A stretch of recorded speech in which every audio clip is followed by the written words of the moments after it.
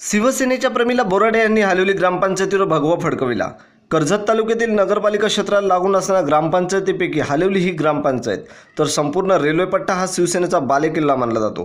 त्या शिवसेनेच्या बालेकिल्ल्यातील कर्जत शहराला लागून असलेली हालिवली ग्रामपंचायत ही प्रवेशद्वार मानली जाते। त्यामुळे हालिवली ग्रामपंचायतच्या सार्वत्रिक निवडणुकीत शिवसेना मित्रपक्ष भाजप आपला गड शाबूत राखेल का असा मोठा प्रश्न सर्वांसमोर होता।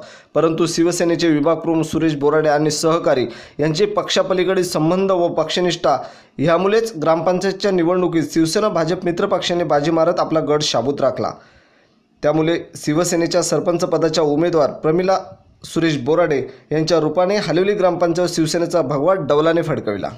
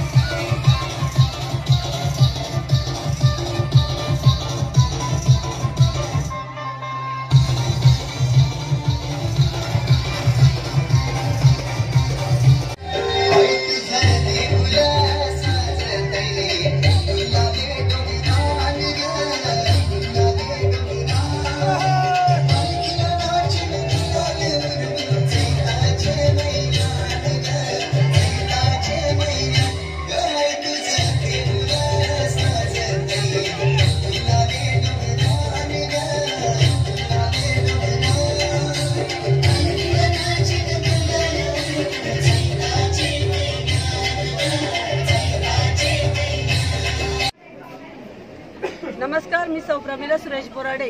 आज इथे जमलेल्या तमाम बंधू आणि भगिनींचा पहिल्यांदा मी त्यांची मी आभारी आहे।